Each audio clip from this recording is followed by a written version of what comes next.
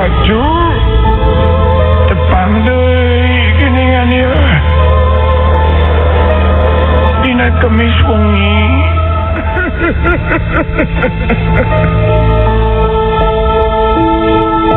Aya sababaraha carita dina wengi ieu anu baris dipedar cu.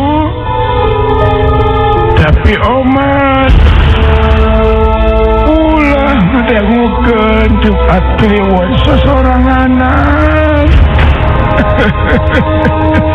Omacu bisi aya nu maturan, bisi aya nu datang. Kade ulah ngadangukeun Jumat Kliwon sosoranganan. Ulah.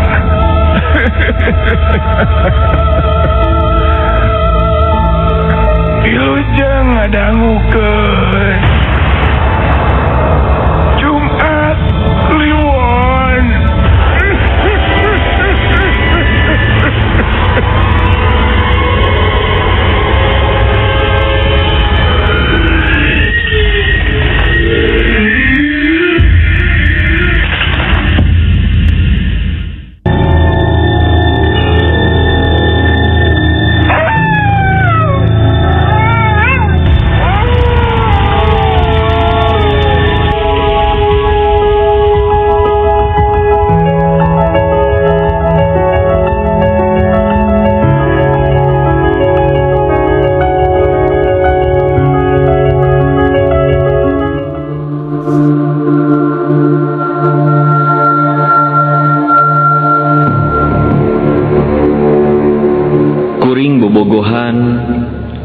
jeung salah seorang awewe anu ngaranna Devi.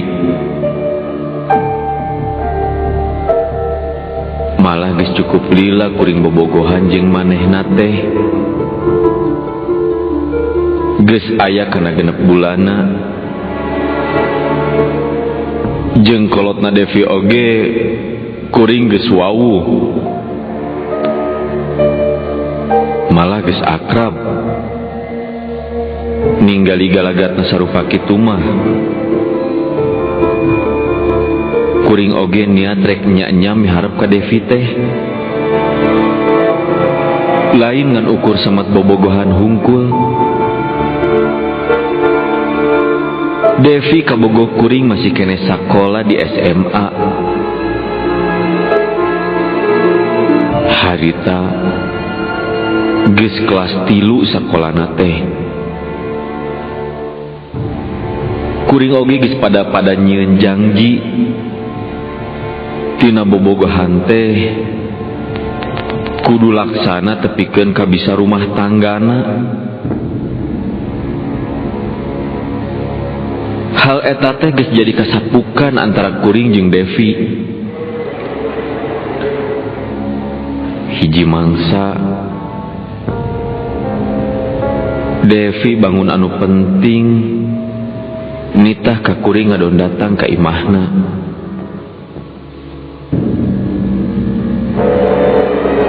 Nah atuh hal anu teu diduga-duga bari jeung teh masalahna naon. Devi nitah kuring ka imahna teh geuning ngadon mutuskeun hubungan.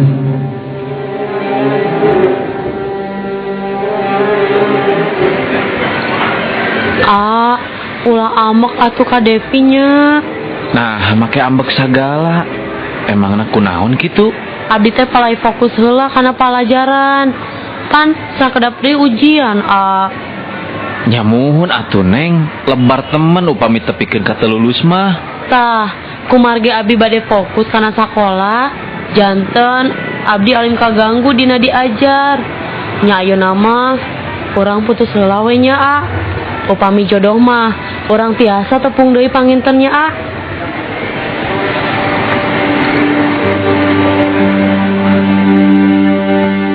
Ngadenge carita Devi anu mutuskeun teh nu mibana ka kuring lir nu kabentar ku gelap. Puguh oge harita kuring keur meumeujeuna bogoh ka Devi teh. Tapi lantaran Devi keugeuh wae meta putus jeung kuring, nya kuring oge teu bisa majar kumaha. Kuring teu bisa maksakeun. Diputuskeun ku kabogoh sarupa kitu, hate mah ngerasa hanjelu. Puguh oge kuring bogohna ka Devi teh lain ngan ukur saheureuyeun. Tapi kuring kahayang mah bisa tepikeun ka kawinna jeung Devi teh. Nu jadi pikir, nah kunaon atuh Devi teh bet mutuskeun hubungan anu keur meumeujeuna sono bogoh. Hubungan kuring anu keur raket bet jadi bisa pegat. Sok sanajan kuring jeung Devi geus putus oge, tapi kuring mah masih kene sok ngadon nge-SMS atawa ngadon nelepon ka Devi. Sigana wae cinta kuring teh ngan ukur ka manehna sorangan. Kuring oge masih kene inget kana caritaan Devi. Manehna oge moal bisa mempohokeun ka kuring. Hal ieu kadang jadi bingung keur kuring. Ongkohna Devi teh ngomong masih kene bogoh ka kuring, Tapi naha bet mutuskeun. Dina hiji mangsa malahan geus aya kana 4 mingguna Devi teu bisa dihubungi ku kuring. Mun ditelepon tara diangkat, di SMS tara dibales. Devi geus taya kabar deui ka kuring. Nimbul sangkaan kuring, buah-buahnya Devi teh geus teu bogoheun deui.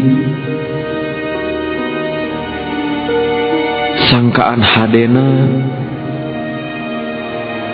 meureun pangna hese dihubungi atau tara mere kabar deui ka kuring teh. Devi keur sibuk jeung hareupan ujian di sakola anak. Ari rek ngadon datang ka imahna, kuring memehna dipapadonan ku Devi. Nya ulah datang ka imah manehna lamun teu dititah. Kuring oge teu waleh inget kana caritaan eta. Bari jeung hate mah hayang jung wae indit ke imah Devi. Harita basa poe Sabtu kuring keur anteng gogoleran di kamar bari anteng ngalamun. HP kuring disada. Barang HP ditinggali ku kuring, kuring ngarasakeun ka atoh. Anu jadi lantaran geuning nu nelpon teh Devi. Geus lila kuring kakarek bisa ngobrol deui jeung Devi dina telepon. Halo, Aa, nuju di mana? Nuju di bumi, Neng. Bade naon kitu? Upami engke wengi daya acara, A. Kurang ampun yuk.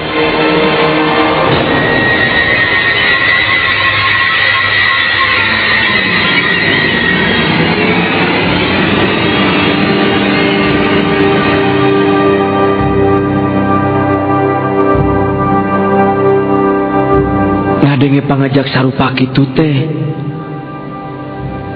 Atuh kuring mah atoh. Kuring teu bisa nolak karena pangajak ti Devi. Singkat carita, ba'da magrib kuring geus siap-siap dangdan. Malahan kuring dangdan aya leuwihna ti biasana. Puguh ngarasakeun ka ato anu leuwih ti misti. Rek ngadon panggih jeung Devi. Devi minta ka kuring ulah nyamper ka imahna. Devi rek ngadon ngadagoan kuring di taman anu tepati jauh ti imahna. Kuring indit make motor, maksud rek nyamper Devi anu nungguan kuring di taman. Nyaan we, barang kuring tepi ka taman, Devi geus kasampak.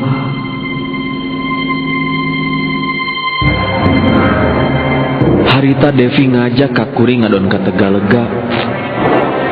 Pajar manehna hayang ngadon meuli boneka.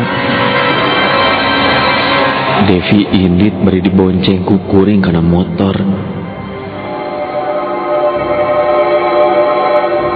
Salila dina motor, kuring oge ngajak ngobrol ka Devi. Nu jadi obrolan ngeunaan kunaon Devi bet hese di telepon ayeuna mah. Kuring oge meunang langsung jawaban ti Devi. Sikep manehna sarupa kitu teh.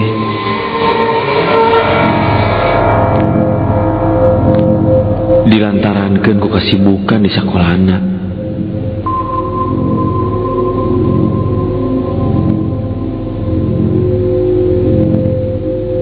Kuring tarepi ke tempat parkiran anu aya di Tegalega.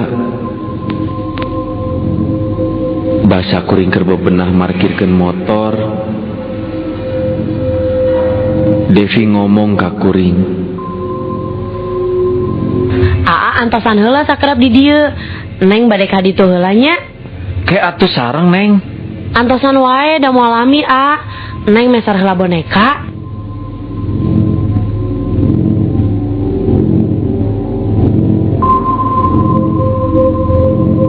Devi oge sanggis cacarita sarupa kitu. Manehna indit ninggalkeun kuring di parkiran motor.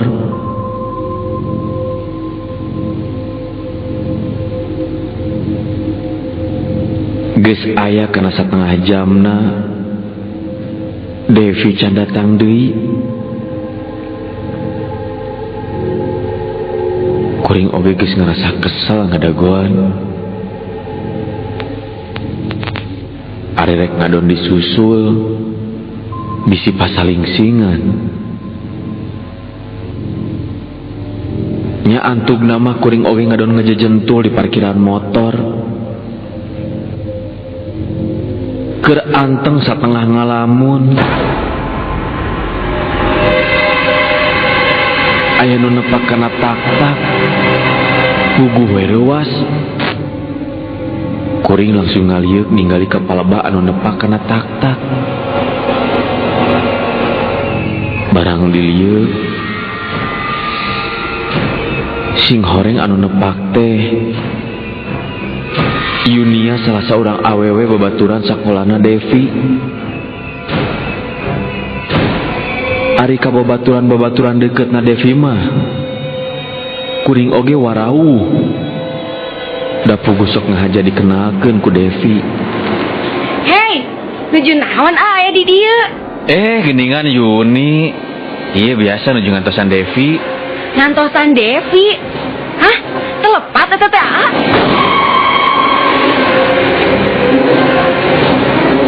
Yunia katinggali semu heran ngadenge kuring ngomong sarupa kitu. Yunia oge heraneun. Waktu ngomongkeun yen kuring kadinya teh jeung Devi.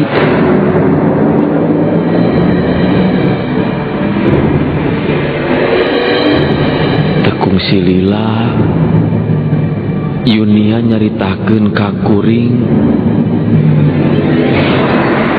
yen Devi mah anu sabenerna teh geus maot sabulan anu ka tukang.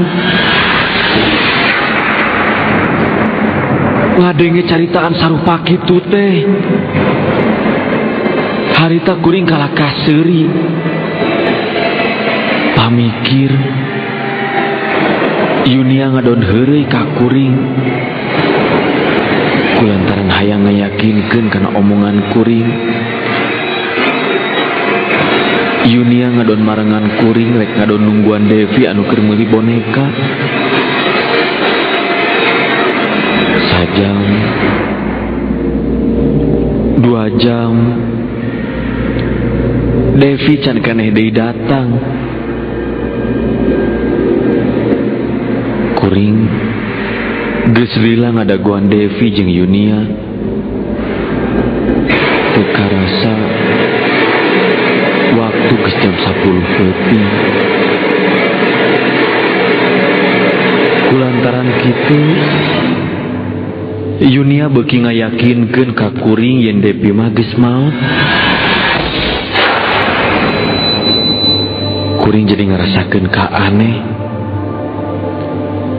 Tah apan sidik tadi Devi teh dibonceng di taman muruka eta tempat.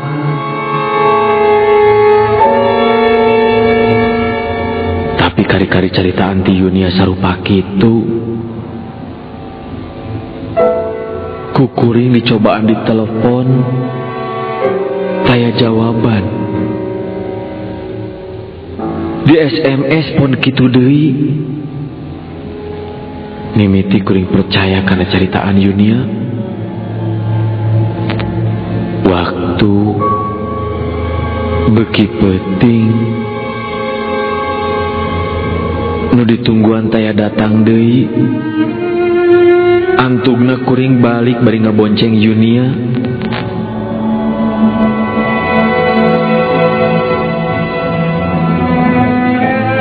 Kuring oge nyempetkeun ngobrol jeung Yunia dina motor. Malahan Yunia keur leuwih ngayakinkeun ka kuring manehna ngajak Nadran datang ka makamna Devi isukan.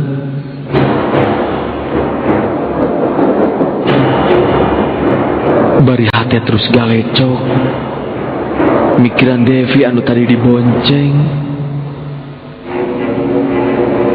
anu ujug-ujug leungit deui taya raratan.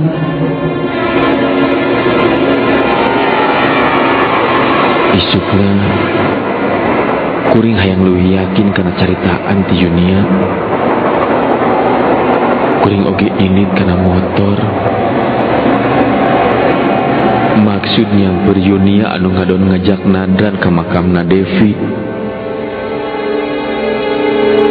Singkat carita, kuring harita arinit jeung Yunia muru ka kuburan Devi. Satepina ka kuburan, sajongjongan kuring olohok bari ninggali kana taneuh kuburan anu masih kene pinuh ku kembang. Netelakeun eta kuburan teh can lila. Dina mobil pas ditegalegap pisan, kuring ngarasakeun kasedih. Sing horeng matak Devi megatkeun hubungan jeung kuring teh manehna rek pondok umur. Peutingna basa tadi beurang kuring geus ti makam jeung ti imahna Devi. Kuring ngalaman ngimpi aneh. Dina impian Devi datang nyamperkeun ka kuring. Katinggali beungeutna leuwih geulis ti biasana. Paromana marah mah semu cahayaan. Dina manggihan kuring eta dina impian Devi nyarita ka kuring. Dina impian Devi lempang dina jalan anu ngabalumbung di hareupeunna. Kuring gogorowokan nyalukan Devi anu ngaleos ninggalkeun kuring.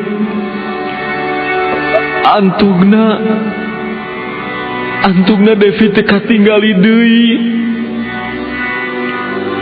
Kuring mah masih keneh terus gogorowokan nyalukan manehna.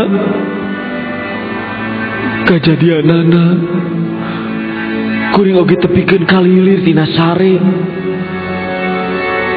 Malah kuring langsung diuk dina kasur mikiran impian anu cikeneh kaimpikeun. Malah tepi ka ayeuna lamun pareng kuring sono ka manehna, Devi sok rajeun datang nepungan kuring dina impian.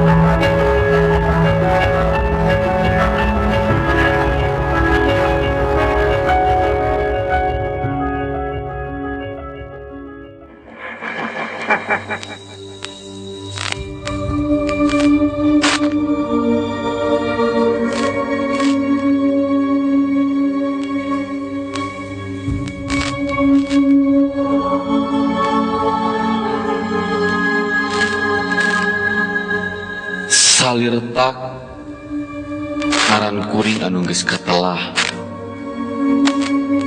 Ari imah kuring aya di daerah Saguling, Kabupaten Bandung Barat. Geus jadi hiji pangdeg-degan balarea. Lamun pareng aya pasar malam di lembur kuring teh. Memang rame aya pasar malam teh. Sajabat bisa ngadon balanja, bisa oge ngadon bari mangpalerkeun hate, ngadon tutumpakan mau diayakeun di eta pasar malam.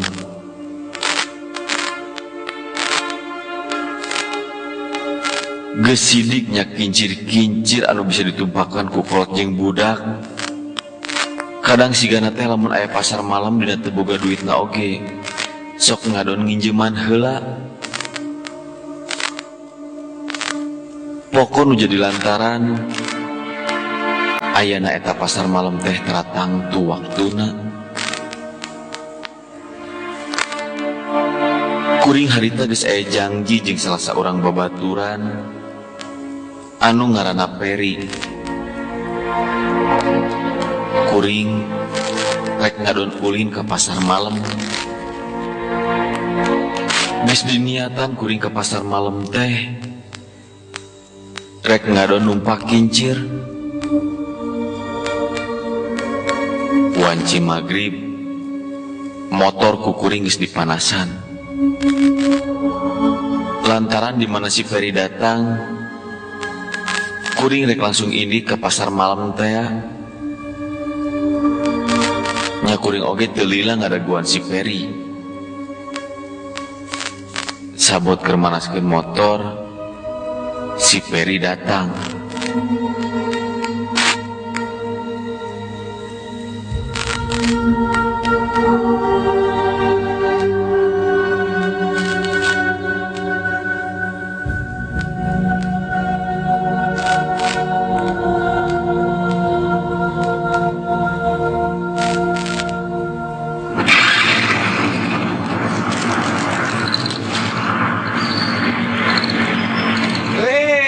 Siap-siap nih. Yang enggeus satu pan kurang janji ada keluar ayeuna malah bensin kurang bagus dipinuhan. Beda lah ari keur loba duit mah. Ah, kabenaran we ieu mah keur aya milik.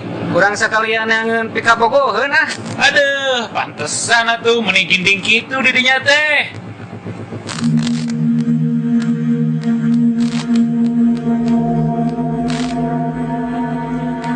Geus kitu mah kuring langsung indit di imah ngabonceng si Peri kana motor muru ke pasar malam.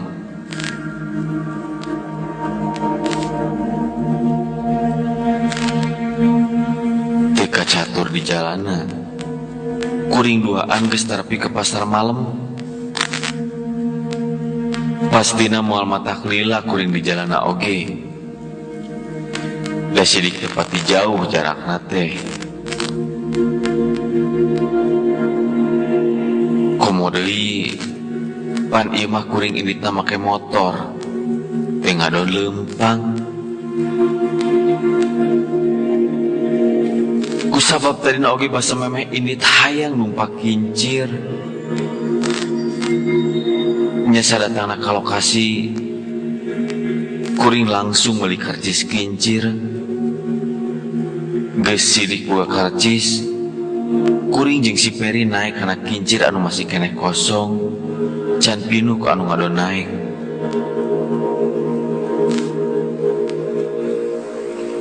Nah atuh basa kuring duaan geus dariuk dina kincir. Harita aya kejadian aneh. Kincir anu keur ditumpakan ku kuring ujug-ujug muter ku sorangan. Tugas anu jagana oge heraneun bari jeung ruas oge. Ningali kincir anu muter teu pupuguh. Malah eta kincir teh bisa dieureunkeun. Kuring jeung si Peri nu aya dina eta kincir jadi cing jorowok menta tulung. Lantaran kincir teh daekeun eureun sok sanajan geus dikitu di kieu ku anu jagana oge. Malah anu jadi lebih aneh na eta mesin teh. Sok sanajan geus dipareman oge terus wae can bisa eureun. Kuring jeung si Peri jadi soak baluasieun aya kejadian anu teu dipiharep.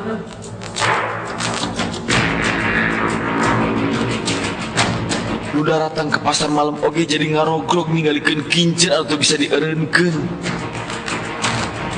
Ngan hadena wae ka eta pasar malam aya saurang kolot anu bisa jeung apal kana kejadian anu aneh nu kaalaman ku kuring. Ku ilmu eta kolot kincir teh kakarek eureun. Geus eureun mah kuring duaan gura gilu turun tina kincir. Bari terus nyamperkeun ka eta kolot anu bisa ngeureunkeun kincir teh.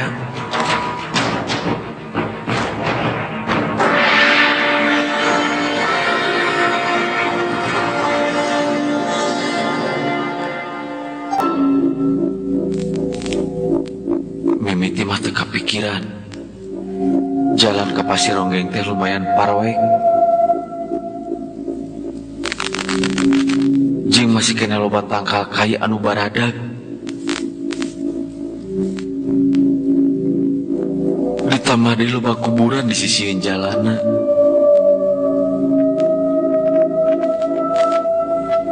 Kuring jeung si Peri kakarek sadar teh sanggeus rek pisan nyorang ka Pasironggeng. Rek ngadon balik deui kagok.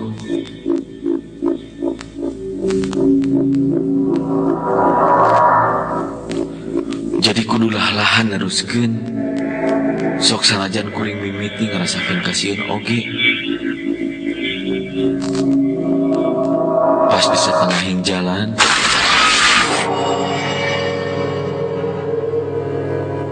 kuring rada ngalaunan mau motor teh. Lantaran panon kuring ninggali di palebah tangkal kai.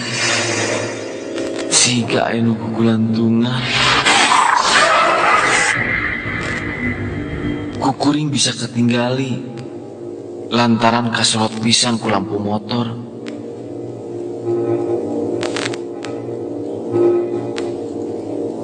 Kuring oge ngomong ke si Peri anu keur dibonceng. Maksudna mah nanyakeun naon atuh eta nu aya dina tangkal kai teh. Per, itu naon dina tangkal aya naon? Geus tong ngisinan wae. Ugu baluas ku kejadian dari oge can reureup. Nyaan, teu heureuy urang mah. Sia kunti sia. Ayo kebut motorna. Si Peri sanggeus sarua ningali anu katingali ku kuring. Manehna langsung ngagorowok bari leungeunna ti maparaket nyekel kana cangkeng kuring. Malahan sudah gak disusupkeun kana tonggong kuring bakat komo ninggali makhluk anu gugulantungan dina tangkal kai. Harita motor ku kuring digas satarikna. Maksudna hayang geura jauh ti eta tempat. Mimiti mah motor nyemplung tarik. Da sidik dikebut ku kuring. Tapi nah atuh jan oge jauh kuring ngajalankeun motor. Motor teh jadi teu bisa maju tarik. Motor anu ditumpakan karena siga aya nu numpakan leuwih ti duaan. Motor jadi ngalaunan. Kata masih Peri bukit perket nyekel. Malah make jeung nyarekan ka kuring anu ngadon ngajalankeun motor ngalalaunan. Pas bisa di tengah-tengah jalan Pasironggeng, panon kuring molotot ningali ka hareupeun jalan anu rek ditincak. Di hareupeun kuring ningali aya awewe anu make kain bodas bari jengbokna ngarumbay. Awakna nonggongan ka kuring. Jadi beungeut acan sidik katinggali. Kusabab motor asa berat. Jing ningali aya awewe anu ngajantang di tengah jalan. Kuring langsung ngeureunkeun motor anu keur ditumpakan. Motor eureun teu jauh ti nu ngajantang teh.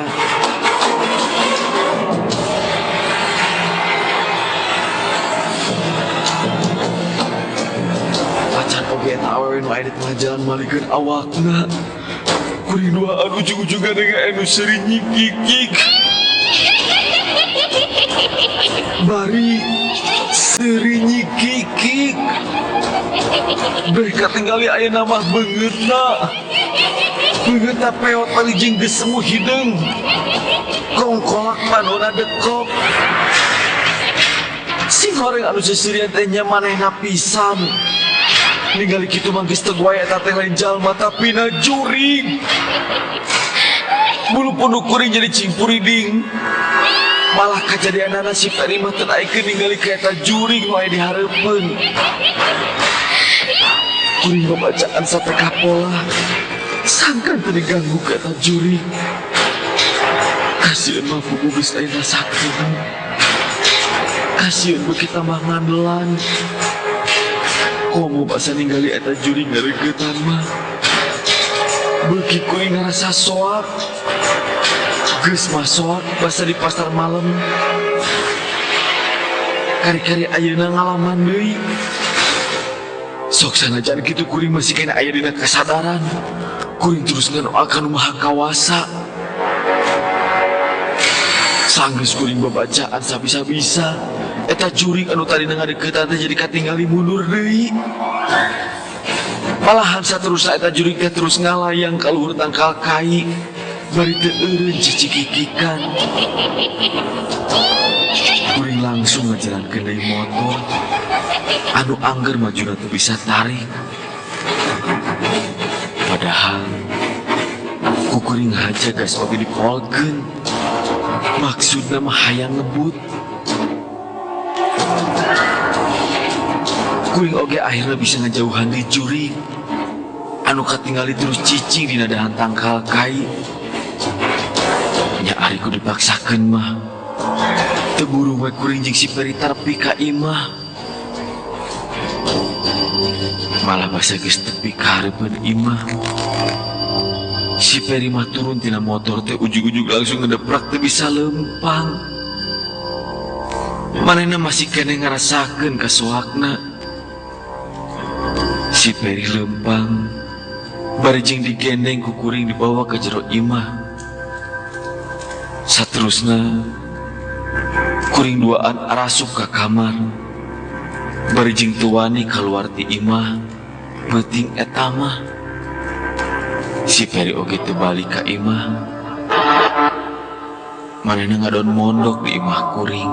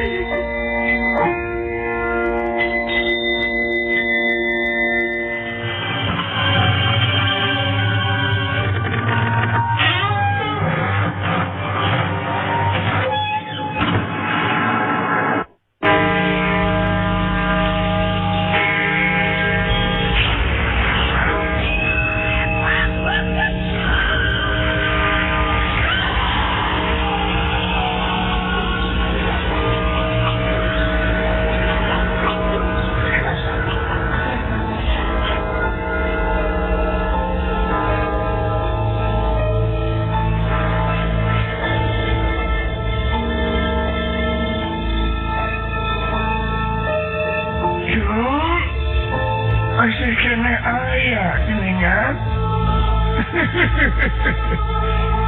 Tapi sekarang itu waktu nak tanya kapan. Aki kita pamit lah. Kita uyalah ke tempat anu jauh tu. Orang cakap pernah duikan kalian Jumat lewat dia. Malam Jumaat payun orang dasaran deui. Jumat kliwon. Orang cakap pernah duikan kalian tu.